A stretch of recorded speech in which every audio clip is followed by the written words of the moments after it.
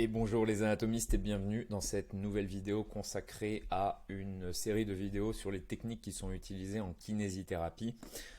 Je m'appelle Pierre, je suis kinésithérapeute et préparateur physique. Alors aujourd'hui on va étudier le bandage fonctionnel en kinésithérapie, ce qu'on appelle en anglais le strapping ou le tapping. Alors vous avez tous en tête l'image du bandage fonctionnel qui peut prendre diverses formes, hein, comme vous pouvez le voir sur ces images sur Google Images. Alors, on va commencer par un concept de base du bandage fonctionnel, pourquoi il est utilisé et quelles sont les dysfonctions qu'il va traiter. Ensuite, on va aborder le thème de la stabilisation et notamment de la stabilisation articulaire. Et je vais profiter de ces termes pour vous parler du N-fil, qui est très important à comprendre pour pouvoir bien appliquer les techniques en bandage fonctionnel. Et on va vous donner également quelques exemples avec un N-fil sur une articulation, enfin sur un mouvement physiologique d'une articulation. On va parler de l'articulation talocrurale, c'est-à-dire de l'articulation de la cheville, et on va parler aussi d'un mouvement de translation au niveau du genou. D'accord? Et si j'ai le temps, on parlera de la base neurophysiologique qui est impliquée dans les bandages fonctionnels.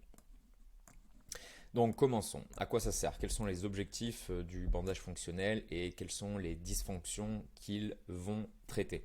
Alors le bandage fonctionnel est utilisé pour stabiliser un segment du corps afin de limiter ses mouvements. Si j'applique un bandage fonctionnel pour soutenir par exemple le biceps fémoral ou les ischio-jambiers. Donc on est d'accord, on se rappelle, l'ischio-jambier, qu'est-ce qu'il fait comme action? Il fait une flexion du genou et il fait également une extension de la hanche. C'est un muscle qui est polyarticulaire qui va, comme il part de la... Comment ça s'appelle déjà? J'ai un petit trou, je crois que c'est les tubérosités ischiatiques. Donc vous voyez les ischio-jambiers. Donc ça c'est le logiciel Complete Anatomy pour pas que... Voilà, on a la tubérosité ischiatique et il va venir se diviser et va venir s'attacher sur le bord médial et sur le bord latéral de la jambe. On aura l'occasion de revoir notre anatomie dans plusieurs vidéos que je ferai si vous êtes intéressé. Donc par exemple le bandage fonctionnel pour les ischio-jambiers, il va soutenir l'action du muscle, c'est-à-dire de la flexion du genou et l'extension de hanche, mais il va limiter son étirement, c'est-à-dire l'extension du genou et la flexion de hanche.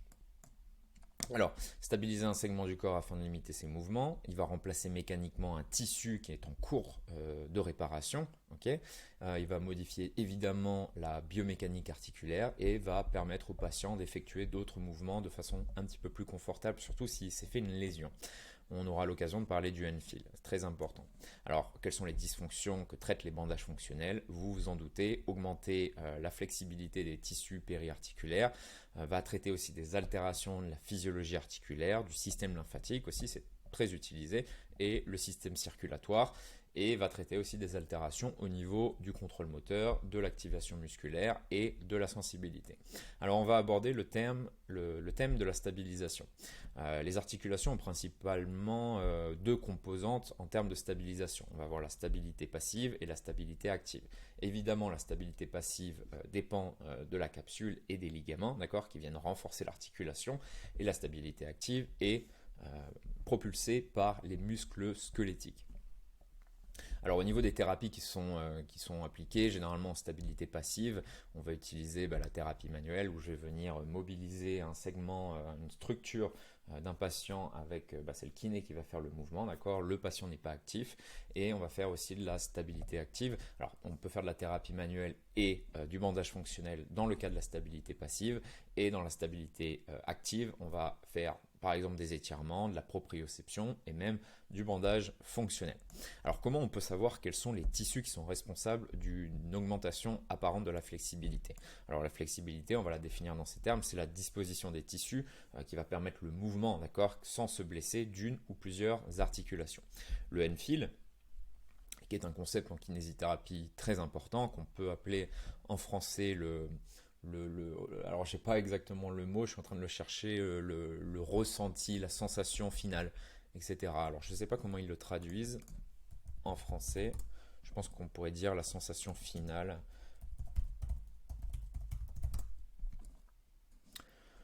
Alors le N-fil, la sensation de fin de mouvement. Bon. on l'appellera comme ça en français. Ça a été introduit par Cyriax en 1969, puis développé davantage par Kaltenborn en 1998. Donc le N-feel, c'est un type de sensation que l'examinateur a ressenti lorsque l'articulation est en fin de mouvement de son amplitude passive de mouvement disponible. Par exemple, je prends l'articulation au niveau du poignet.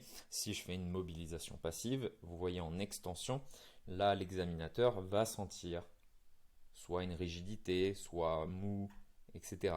D'accord? Il va venir sentir une sensation, d'accord, qui peut être soit dure, soit molle, soit comment ils le décrivent déjà, soit ferme. Voilà. Pareil hein, pour toutes les articulations du corps, etc. Parce que la fin de chaque mouvement au niveau de chaque articulation est évidemment limitée par des structures anatomiques qui sont particulières. Le type de structure qui limite une articulation a une sensation caractéristique qui peut être détectée par le thérapeute en effectuant du range of motion, donc de l'amplitude articulaire passive. Donc on en distingue trois N-feel. Alors ça change un petit peu d'un auteur à un autre. Moi, je vais vous le dire comment je l'ai appris. Donc, on va avoir le N-feel, la sensation finale qui est dure. Donc, c'est un type de sensation de raideur osseuse qui est indolore. Exemple, l'extension du coude et l'olecrane. Alors, je dis ça parce que, par exemple, mon père a eu un tennis elbow. Il s'est fait opérer en conséquence et suite à son opération, il a perdu en extensibilité au niveau du coude. Il ne peut pas complètement faire une extension du coude. Effectivement, lorsqu'on lui fait l'extension du coude, au bout d'un moment, moi, ce que je sens, c'est donc une structure qui est très très rigide, qui est dure, parce que son olecrane, effectivement, vient bloquer l'extension complète du coude. Ensuite, on va avoir une sensation qui peut être décrite comme étant ferme. Donc là, ce qu'on va sentir, c'est la capsule articulaire, ce sont les ligaments. Et ensuite, on va avoir une sensation qui est douce, qui est plus située au niveau de la musculature et des tissus mous. Donc j'espère que vous avez bien compris. Quand vous mobilisez vos différentes articulations, vous pouvez remarquer que vous avez différents types de sensations. Dur, ferme, mou. Et si vous sentez que c'est dur, c'est lié à l'appareil squelettique. Si c'est ferme, capsule articulaire, ligament, on pourra même parler de muscles pour certains auteurs. Et enfin, une sensation douce, ce sera plus musculaire et les tissus mous. On va terminer cette vidéo sur la base biomécanique qui est impliquée lorsqu'on utilise des bandages fonctionnels. Et dans la prochaine vidéo, nous parlerons de la base neurophysiologique dans les bandages fonctionnels. Alors, est-ce que le N-feel de cette articulation est correct? Lorsque vous faites une mobilisation passive à l'un de vos patients, bien sûr, il faut que vous connaissiez les N-feel physiologiques, si je puis dire, de chaque articulation. Et lorsque vous allez mobiliser, par exemple, un patient qui se présente avec une pathologie, je ne sais pas, une fracture, une déchirure, une entorse, une tendinite, etc., il faut que vous vous demandiez, est-ce que le N-feel de l'articulation que je suis en train de tester est-elle correcte? Alors, lorsque nous trouvons un N-feel qui est correct, mais vous pouvez voir que l'amplitude articulaire a été augmentée, même diminuée, il y a des chances pour qu'il y ait une certaine dysfonction. On est d'accord sur ça. Mais lorsqu'aussi nous trouvons un N-feel qui est incorrect, il y aura très probablement une certaine dysfonction. Alors, on va prendre deux exemples. On va prendre un N-feel autour d'une articulation et on va tester les mouvements physiologiques. Ensuite, on va prendre un N-feel, mais cette fois-ci, ce ne sera pas un mouvement physiologique, ce sera un mouvement de translation, d'accord, qui est effectué par le kinésithérapeute. Et pour cela, nous allons donner l'exemple du tiroir antérieur au niveau du genou. Alors, on va commencer au niveau du mouvement physiologique. On va parler de l'articulation talocrurale, qui est l'articulation de la cheville. Si nous espérons trouver un N-feel qui est mou, et lors de l'évaluation, vous voyez que l'amplitude articulaire a été augmentée, il est susceptible, le patient, d'avoir besoin d'une stabilisation. Pour cela, voilà, comme il peut s'agir d'une hypermobilité chronique ou d'une rupture musculaire importante, ce patient peut bénéficier d'un bandage fonctionnel. Nous devons prendre en compte les résultats de l'évaluation sur l'histoire du traumatisme et l'apparition de la douleur. Alors on va donner le premier exemple qui est, on va tester le N-feel du mouvement physiologique de l'articulation talocrurale en inversion. Donc vous connaissez tous ce que c'est l'inversion, j'ai pas envie de lever mon pied pour vous montrer ça à la caméra. Voilà, l'inversion c'est la plante, alors le mot me manque, la plante de pied qui part vers l'intérieur. Alors, je vais vous donner plusieurs cas de figure. Si vous testez la physiologie articulaire en inversion de votre patient, vous voyez que le N-fil est élastique, qu'il est mou. D'accord? Alors, plusieurs cas de figure. Si le N-fil est élastique et que l'amplitude articulaire est augmentée, ce que vous pouvez faire, c'est mettre un bandage fonctionnel ou faire de la rééducation motrice sensorielle. Si le N-fil est élastique mais que l'amplitude articulaire a été diminuée, dans ce cas, vous pouvez faire de l'étirement passif myotendineux. Un autre cas de figure, si vous sentez en inversion que le N-fil est dur, dans ce cas-là, vous pouvez faire de la thérapie manuelle. Dans les mouvements articulaires physiologiques, le N-fil habituel sera élastique en général, à quelques exceptions près. Voilà, ça c'est pour l'exemple de l'inversion au niveau de la cheville. Maintenant, on va faire un mouvement de translation qu'on appelle le tiroir antérieur. Alors, il existe des tiroirs antérieurs, postérieurs. Là, on va donner l'exemple du genou, mais bien sûr, ça peut s'appliquer à différentes articulations. Si nous espérons trouver un N-fil ferme lors d'un mouvement de translation, de tiroir antérieur au niveau du genou, et lors de l'évaluation, nous trouvons que le N-fil est mou, voire inexistant, le patient est bien sûr susceptible d'avoir besoin d'une stabilisation par l'intermédiaire d'un bandage fonctionnel. En outre, si la limite est ferme, cette fois-ci, enfin, est ferme, mais le ROM, l'amplitude articulaire a été augmentée, nous pouvons également utiliser une stabilisation. Dans les mouvements de translation articulaire, l'N-fil habituel doit être ferme si le patient présente une physiologie articulaire normale.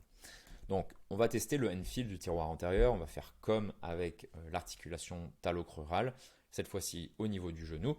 Donc, le tiroir antérieur, plus précisément les mouvements de translation, ce sont des tests conçus principalement pour évaluer l'intégrité et l'état des composants passifs de l'articulation. Les ligaments, la capsule articulaire et bien sûr d'autres renforts. Alors, si au niveau du tiroir antérieur, le N-fil que vous ressentez est élastique, vous pouvez appliquer un bandage fonctionnel. Si le N-fil est ferme, deux cas de figure, soit l'amplitude articulaire a augmenté, dans ce cas-là, vous pouvez faire par exemple une rééducation motrice sensorielle ou appliquer un bandage fonctionnel. Et si le N-fil est ferme et l'amplitude articulaire a été diminuée, vous pouvez appliquer de la thérapie manuelle. Dans le cas où, pendant le mouvement de translation, le N-fil est très dur, vous pouvez faire, par exemple, de la thérapie manuelle. Voilà, c'était tout pour cette vidéo. Alors, j'avais préparé les bases neurophysiologiques qui sont impliquées dans les bandages fonctionnels. Je veux garder cette vidéo la plus courte possible. Et je vous dis à bientôt pour une prochaine vidéo. À très bientôt les anatomistes. Au revoir.